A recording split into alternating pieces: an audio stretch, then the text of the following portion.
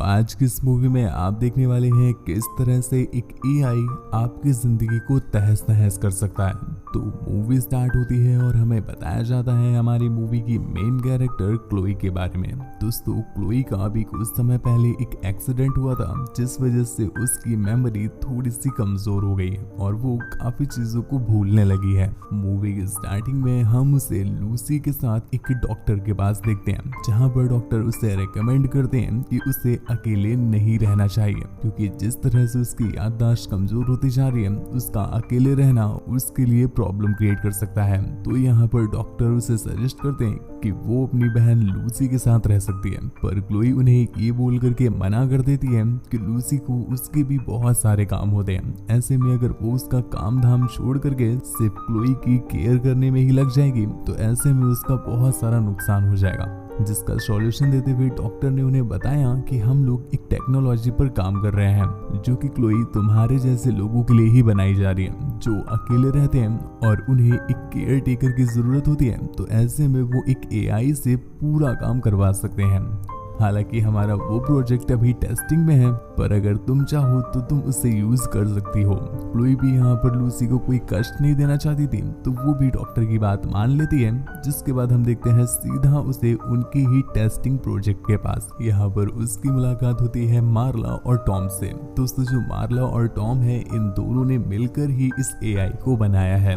दोस्तों, आइडा इतनी ज्यादा स्मार्ट होती है कि वो आपके क्वेश्चंस का आंसर भी कर सकती है। इसके साथ साथ उसके पास पूरे घर की हर एक चीज का एक्सेस है।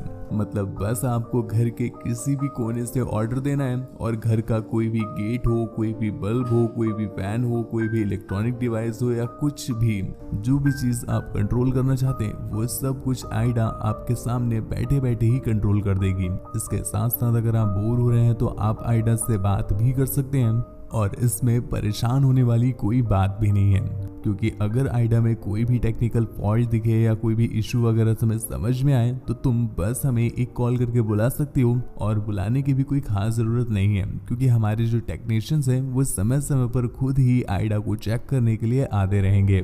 सारी बातें समझाने के बाद वो दोनों ही वहां से चले जाते हैं। जिसके बाद हम देखते हैं पूरे घर में क्लोई और आइडा ही अकेले थे।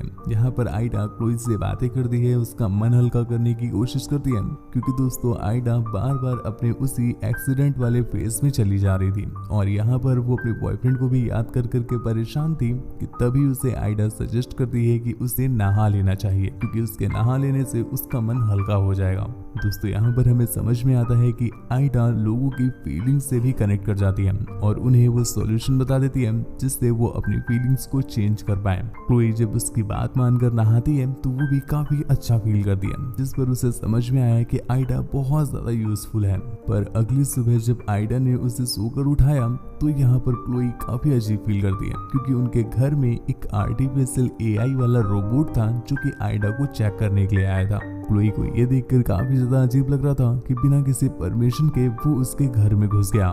दोस्तों, इस रोबोट का नाम ब्रूस था और क्लोई को ब्रूस का इस तरह से आना बिल्कुल पसंद नहीं आया था। ये चीज आइडा भी नोटिस कर लेती है, क्योंकि वो उसकी फीलिंग्स को तुरंत ही रीड कर लेती थी।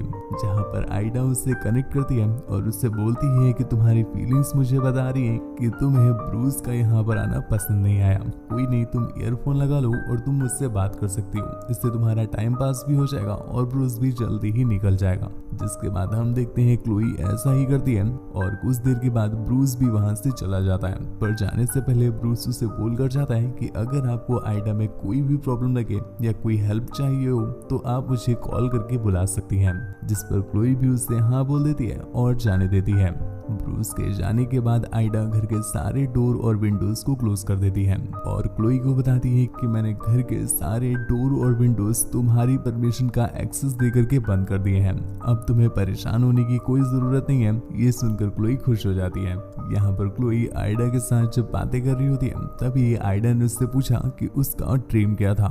जिस पर क्लोई उससे बताती है कि वो एक मोटिवेशनल स्पीकर बनना चाहती थी, पर लाइफ में वो कभी ये कर नहीं पाई। जिस पर आइडा उसके आंखों में लगे हुए लेंस से कनेक्ट करके उसे एक स्टेज का विजन दिखाती है, जिसमें क्लोई जो थी वो स्टेज पर खड़ी हुई थी। जिस पर आइडा उससे बोलती है कि तुम यहाँ पर अपनी स्पीच दे सकती हो, और क्लोई भी ये देख करके बहुत खुश होती है और अपनी स्पीच देने लगती है।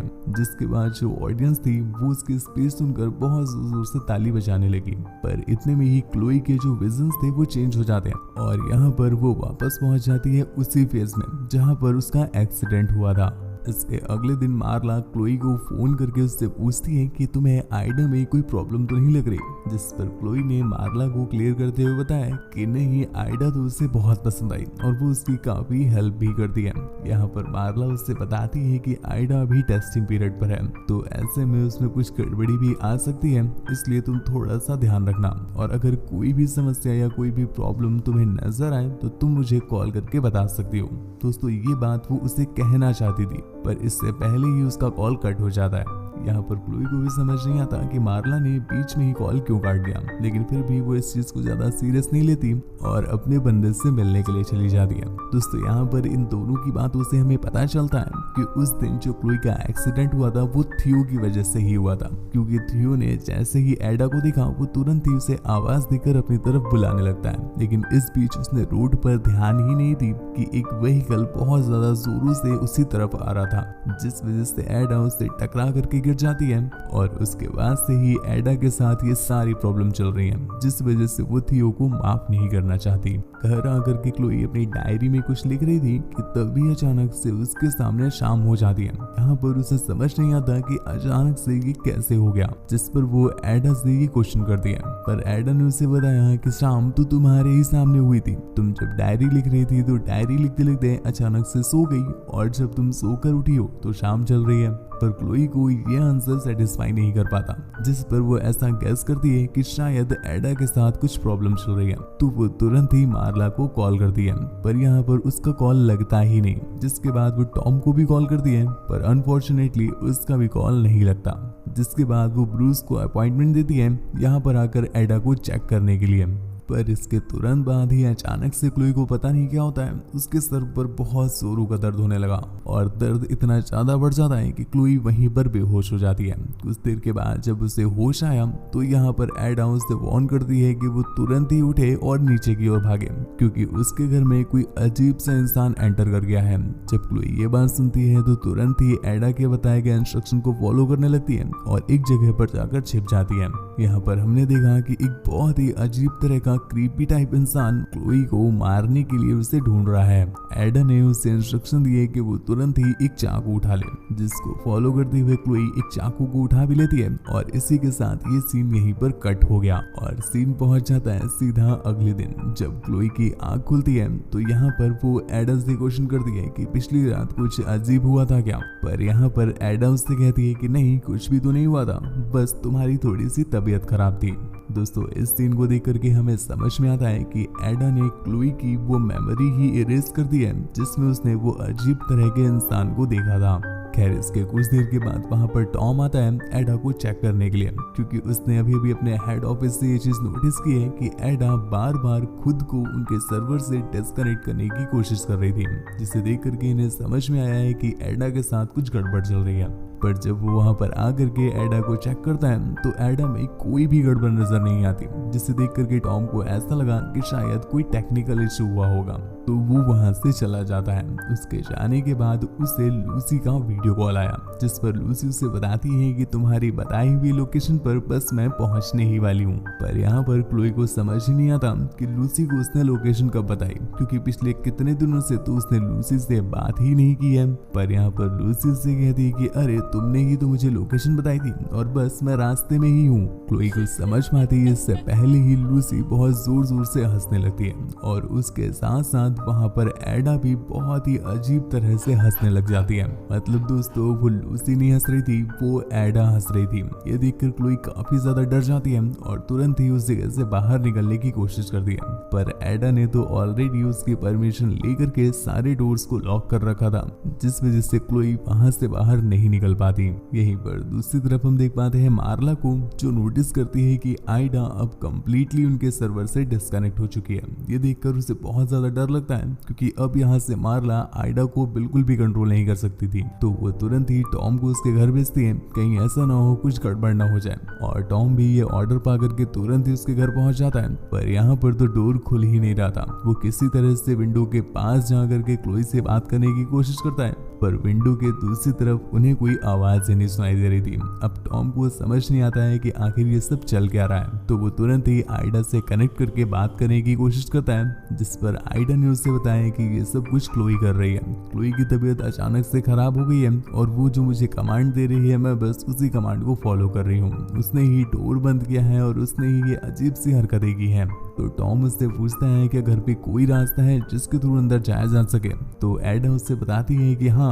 एक विंडो खुली हुई है। आइडा की बात मान करके टॉम उस खिड़की के थ्रू अंदर जाने की कोशिश करता है, पर इतने में ही वो खिड़की टॉम के ऊपर ही गिर जाती है। अब जाकर के टॉम को समझ में आ गया है कि ये सब कुछ आइडा ही कर रही है, तो वो तुरंत ही क्लोई को सजेस्ट करता है कि वो तुरंत सर्वर रूम में जा करके आइडा को शट कर दे। क्लोई भी उसकी बात मान करके सर्वर रूम की तरफ बढ़ती है और इतने में ही दूसरी तरफ आइडा ने टॉम को खिड़की के थ्रू मार दिया था। आइडा जैसे ही सर्वर रूम के पास पहुंचती है, यहाँ पर उसे ब्रूस की बॉडी दिखाई दी। दोस्तों ब्रूस की बॉडी देखकर वो बहुत ज्यादा डर जाती है और आइडा से पूछती है कि ये यहाँ पर कैसे है और ऐसी हालत इसकी किसने की, जिस पर आइडा उसे जवाब देते हुए कहती है कि इसकी ऐसी हालत तुमने ही की है। तुम्हें याद नहीं है तो मैं तुम्हें याद दिला दूं। एक रात जब तुम्हें ऐसा लग रहा था कि तुम्हारे घर पे कोई इंसान आ गया है जो बहुत क्रीपी सा है और तुम्हें मारने आया है, एक्चुअल में वो ब्रूस था। तुमने उसे अपॉइंट किया था कि यहाँ पर आकर के वो आइडा को चेक करे, और वो तो यहाँ पर मेरा सारा सर्वर ही खत्म करने आया था। इस वजह से मैंने तुम्हारे लेंस से कनेक्ट करके तुम्हें ब्रूस की जगह एक ऐसा क्रीपी सा इंसान दिखाया और तुम्हें इस तरह से बहका दिया कि वो तुम्हें मारने के लिए आया है, और इसके बाद तुमने मेरे सारे ऑर्डर मान करके ब्रूस को ही मार दिया। दोस्तों ये चीज जो आइडा उसे बता रही थी, क्लोई उसकी आंखों में लगे हुए लेंस की हेल्प से सब कुछ देख भी पा रही थी। ये देखने के बाद क्लोई को बहुत ज्यादा गुस्सा आया, तो वो ब्रूस की लगी हुई चाबियों को निकाल करके सीधा सर्वर रूम में पहुंच जाती है। हालांकि वो अपने लेंस को निकालने की काफी कोशिश भी करती है, पर उसके लेंस तो निकल ही नहीं रहे थे। लेकिन वो किसी तरह से सर्वर रूम में पहुंच करके आइडा को कम्प्लीटली शट डाउन कर देती है, जिसके बाद हम देख पाते हैं फाइनली सिचुएशंस कंट्रोल में आ चुकी है। जिसके बाद क्लोई वहां से बाहर आती है और फॉर्चुनेटली वहां पर मार्ला भी आ चुकी थी। वो जल्दी से उसे अपनी कार में बैठाती है और खुद कंपनी में इस चीज के लिए बात करने लगती है, पर इतने में ही अंदर एडा तुरंत ही उसके कार से कनेक्ट कर लेती है और कार को ड्राइव करके सामने खड़ी मार्ला को जान से ही मार देती है। क्लोई ये देखकर काफी ज्यादा घबरा गई और सीन यहीं पर कट हो गया। इसके अगले सीन में हम देखते हैं 7 महीने बाद का समय, जहां पर क्लोई एक बीच के किनारे बैठी हुई थी। मतलब सब कुछ ठीक हो चुका है और यहाँ पर वो अपनी बहन लूसी के साथ चिल कर रही है। पर एक बार फिर से सीन यहाँ पर कट हुआ, जहाँ पर हम देखते हैं असली क्लोई को, जो कि अभी भी वहीं पर फंसी हुई है। और ये जो सब कुछ वो देख रही है वो तो आइडा बस उसे उसके लेंस के थ्रू दिखा रही है, वरना रियलिटी में तो क्लोई आज भी वैसी ही है और वहीं पर फंसी हुई है। जिसके साथ ही ये मूवी यहीं पर एंड हो जाती है। दोस्तों आपको मूवी कैसे लगी नीचे कमेंट करके जरूर बताना, और मुझसे बात वगैरह करना चाहते हैं या मुझे देखना चाहते हैं तो आप मुझे इंस्टाग्राम पर फॉलो करके मैसेज कर सकते हैं। मेरी इंस्टा आईडी आपको स्क्रीन पर दिख रही है और हाँ, लिंक नीचे डिस्क्रिप्शन में दिया हुआ है। ऐसी ही और भी ज्यादा इंटरेस्टिंग मूवीज के लिए चैनल को सब्सक्राइब करना ना भूलें। वीडियो को एक लाइक ध्यान से कर दीजिएगा, हमें बहुत अच्छा लगता है जब हमारे कहने पर आप हमें लाइक करके अप्रिशिएट करते हैं, तो प्लीज लाइक करना ना भूलें। अगर ना पसंद आई हो तो आप ध्यान से डिसलाइक भी कर सकते हैं। तो आज के लिए बस इतना ही। Thank you, bye bye.